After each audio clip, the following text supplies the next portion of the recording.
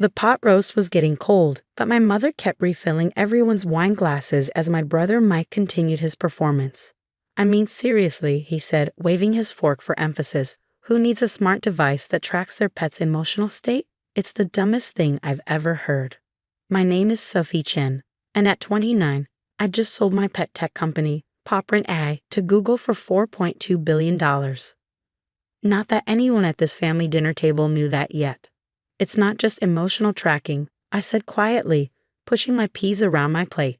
The AI can predict health issues before they become serious, potentially saving pets' lives. Mike rolled his eyes. Right, because what the world really needs is more hypochondriac pet owners. Tell me, how many of these magical collars have you actually sold? I took a sip of water, thinking about the confidentiality agreement sitting in my laptop bag. The acquisition wouldn't be announced until market open tomorrow, but the numbers were staggering. 12 million units sold in the past year alone, with a waiting list twice that long. Sales are going well, I said simply. Going well, Mike snorted. Is that why you're still driving that beat-up Honda and living in that tiny apartment? Face it, Sophie, you should have stayed in investment banking like me. At least then you'd have something to show for all those genius grades you got in college. My father cleared his throat uncomfortably. Mike, maybe we should. No, Dad, someone needs to give her a reality check. Mike interrupted. She quit a 6-figure job to play with circuit boards in her garage. It's embarrassing. The garage he was referring to was actually a state-of-the-art R&D facility where my team of 50 engineers had revolutionized veterinary care through artificial intelligence. But Mike had never bothered to visit, so he wouldn't know that. How's the merger going at your bank? I asked, changing the subject. Mike had been bragging for months about a deal he was leading. His face darkened slightly. It's proceeding. There are some complications with the numbers, but we'll sort it out. What he didn't know was that I knew exactly why his merger was struggling. My company's AI technology had caught the attention of every major tech giant, and during the acquisition talks, I'd gotten an inside look at various industry dynamics. Mike's bank was trying to merge with a failing institution, hiding bad assets through creative accounting. It would all come crashing down soon. I'm sure you will, I said, taking another bite of now cold pot roast. 3 years ago, when I first left banking to start Popprint, Mike had been the loudest critic. Banking is real business, he'd said. This pet project of yours is just a waste of your education. What he never understood was that my banking experience was exactly what had prepared me to build Popprint. I saw how traditional industries undervalued innovation, how they missed opportunities right in front of them. While Mike was pushing papers and inflating numbers, I was creating something real. The idea for Popprint had come from watching my cat, Luna, get sick. By the time I noticed something was wrong, the cancer had spread too far. If only I'd known earlier, if only there had been some way to detect the changes in her behavior and health before it was too late. That's when it hit me. Pets can't tell us when something's wrong, but their bodies and behaviors give off signals long before visible symptoms appear. If we could capture and analyze that data through AI, we could revolutionize pet healthcare. My mother's voice pulled me back to the present. Sophie, honey, maybe Mike has a point. You're not getting any younger, and that apartment of yours. I thought about the beachfront house I just bought in Malibu, the one I'd move into after tomorrow's announcement. The real estate agent had been shocked when I paid cash. But that's what you can do when you've been quietly building a billion-dollar company. I like my apartment, Mom, I said. It's close to work. Mike laughed. Work? You mean your little pet project? Come on, Sophie, it's time to grow up. Even my junior analysts make more than you probably do with your toy company. If he only knew. His entire bank's market cap was less than what Google had just paid for my toy company. Tomorrow, every financial news outlet would be running the story. Google acquires Popprint AI in largest pet tech deal in history. But for now, I just smiled and asked Mom to pass the gravy. After dinner, as everyone moved to the living room for coffee, my phone buzzed. A text from David, my lead engineer. Everything's set for tomorrow. Google's press release is ready to go. You sure you don't want to tell your family tonight? I looked over at Mike, who was holding court about his latest luxury car purchase. Some surprises are worth waiting for, I texted back. My father caught me in the kitchen as I was helping Mom with dishes. You okay, sweetheart? Mike was pretty harsh tonight. I dried a plate, thinking about all the times Dad had encouraged my curiosity. Bought me electronics kits when I was little, defended my decision to study both computer science and finance in college. I'm fine, Dad, I said. Actually, you might want to watch the business news tomorrow morning. Could be interesting. He gave me a curious look but didn't press further. Dad had always been good at keeping secrets. As I drove home that night in my beat-up Honda, which I kept because it was the last gift Luna rode in before she passed, I thought about how everything would change tomorrow. The money didn't matter so much. I'd been effectively a billionaire on paper for months as the acquisition talks progressed. What mattered was finally being able to step out of the shadows, to show my family and the world what I built. My phone buzzed again. Another text, this time from Sarah Kim, my attorney. Final paperwork is complete. The merger Mike's working on just got flagged for regulatory review. Timing couldn't be better. I smiled, thinking about tomorrow's board meeting at Mike's bank. He'd be trying to explain why he missed the red flags in his merger targets books right around the time my face would be appearing on CNBC. Sometimes the best revenge isn't about proving people wrong. It's about proving yourself right. The morning of the announcement, I woke up early and made coffee in my modest apartment. The view of Silicon Valley from my balcony was particularly beautiful today, or maybe that was just my mood. My phone started buzzing at 6:30 a.m. First CNBC, then Bloomberg, then what felt like every financial journalist in the country. They all seen the press release. Google acquires PawPrint AI for $4.2 billion, marking largest pet tech acquisition in history. I declined the interviews for now. There would be time for that later. Instead, I turned on CNBC and waited. At 7:45 a.m., my face appeared on the screen alongside the acquisition headlines. Within minutes, my phone exploded with notifications. First was Mom, Sophie?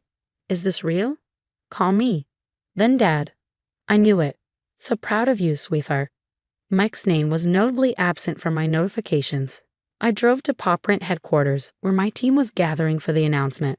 As I walked through the office, people were hugging, crying, celebrating. Many of them had taken equity instead of higher salaries when they joined. They were all millionaires now. Ms. Chen, my assistant Rachel, called out, "Your brother's bank is trying to reach you. Apparently, they're interested in investment opportunities." I smiled. Tell them to contact Google's corporate development team. We're a subsidiary now. The irony wasn't lost on me. 3 years ago, when I was trying to raise my first round of funding, I'd approached Mike's bank. He'd laugh me out of the building, telling me to come back when you have a real business plan. Now his bank was desperate for a piece of the action. But it was too late. The same day my acquisition was announced, news broke about the troubled merger Mike had been working on. The target company's books were worse than anyone had realized. His bank stock was in freefall. Around noon, my mother showed up at the office, tears in her eyes.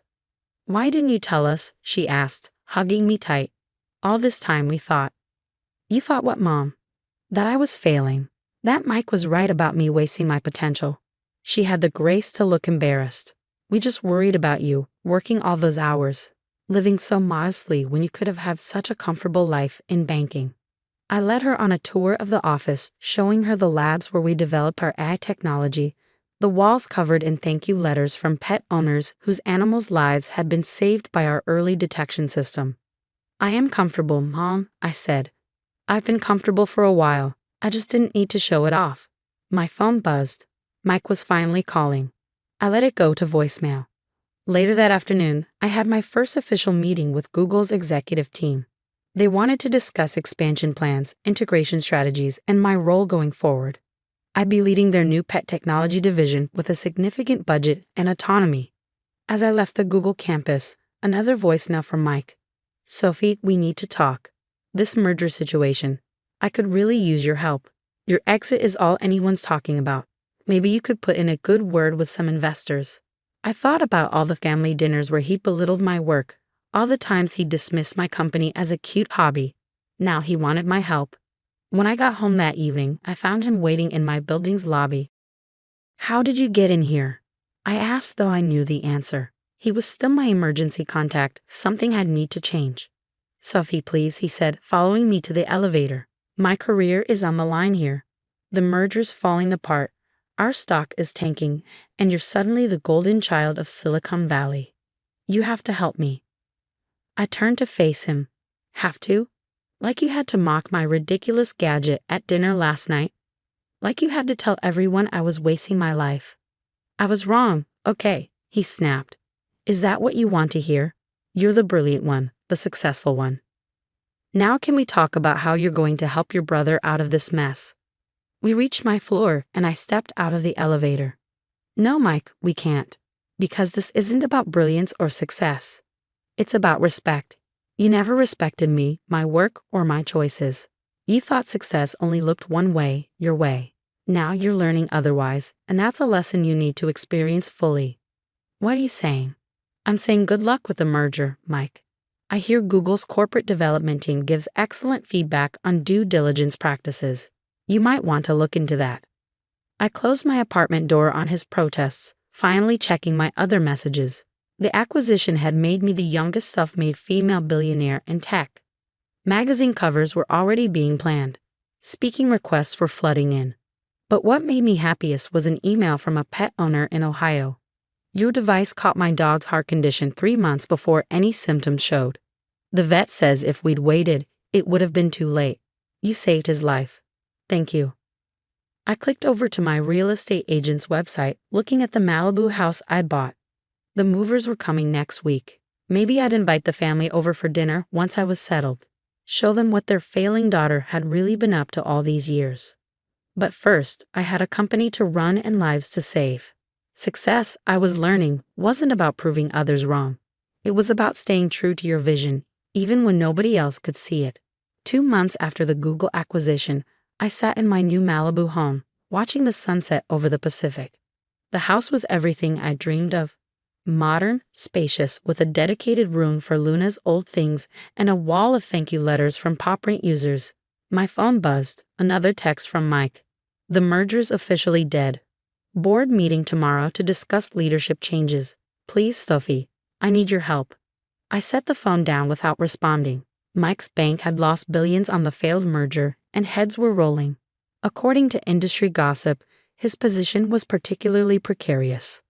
The doorbell rang. It was Mom and Dad coming for their first visit to my new home. Oh, honey, Mom gasped as she walked in. This is incredible. Dad just smiled, walking straight to my wall of letters. These are what matter, aren't they? He said, reading the stories of pets saved by PopRent's early detection system. They are, I agreed. The money's nice, but this is why I built it. We sat on the terrace for dinner, prepared by the private chef I'd hired, one luxury I'd decided to allow myself. As we ate, I could see Mom struggling with something. Mike's in trouble, isn't he? She finally asked. His choices put him there, Mom. Not me. But you could help him. With your connections now. I set down my fork. Mom, do you remember last Christmas? When Mike spent the entire dinner telling everyone how I was throwing my life away. How I'd never amount to anything in real business. She nodded slowly. The whole time he was saying that, I was in final negotiations with Google. I was already worth billions on paper. But instead of telling him that, I sat there and took his abuse. Do you know why? Why? Dad asked quietly. Because I wanted to see who he really was. Not who he pretended to be when he needed something, but who he was when he thought I had nothing to offer him. The next morning, I drove to Mike's bank for the board meeting. Not to help him, but because Google was considering acquiring some of the bank's technology assets in the wake of the failed merger. As the new head of special projects, I'd be leading the evaluation. Mike was waiting in the lobby, looking like he hadn't slept in days. Sophie, thank God, he started, but I held up a hand. I'm here as a potential acquirer, Mike. Nothing more. Google is interested in your AI trading platform. We'll be evaluating it over the next few weeks. His face fell. But I'm your brother. Yes, you are. And for years, you used that relationship to tear me down. To make yourself feel bigger by making me feel smaller. Now that the tables have turned, you want to use that same relationship to save yourself. I said I was sorry. No, Mike, you said you were wrong. There's a difference. Sorry means understanding the harm you caused and wanting to make amends. Wrong just means the outcome didn't match your expectations. I walked past him to the elevator, remembering all the times he'd made me doubt myself, all the family dinners where he'd dismissed my dreams. The board meeting was brief. Mike's team presented their technology, trying desperately to impress Google's new pet tech division head. I asked pointed questions, exposed flaws in their system, and watched my brother squirm as I demonstrated a level of technical knowledge he never knew I possessed. Afterward, I found Dad waiting by my car. "You didn't have to be so hard on him in there," he said. "Yes, I did. Not for revenge, Dad. For his own good. Mike needs to learn that success isn't about putting others down or taking shortcuts. It's about building something real, something that helps people, or in my case, helps pets." Dad nodded slowly. You remind me of your grandmother. She built her business from nothing, faced all kinds of discrimination, but never lost sight of why she was doing it." I smiled, thinking of Grandma Chen and her fierce determination. She'd been the first to invest in PopRent, writing me a check and saying, "Make something that matters." That evening, I sat in my home office, reviewing acquisition proposals for Google. Mike's bank's technology wasn't worth buying. Too many corners cut, too much emphasis on flash over substance. Just like Mike himself. My phone buzzed one last time. Mike again. "I get it now. I really do. I'm sorry, Sophie. Not because I was wrong, but because I hurt you. Can we talk? Really talk?" I stared at the message for a long time, thinking about family and forgiveness and what really matters in the end. "Coffee tomorrow," I texted back. "My office at Google. Let's start over." Because sometimes success isn't just about proving yourself right or others wrong. Sometimes it's about showing others a better way forward, even if they have to fall first to see it. As I looked out at the ocean, I thought about Luna, whose illness had inspired all of this. On my desk sat her old collar, now retrofitted with the latest version of PopRent's technology.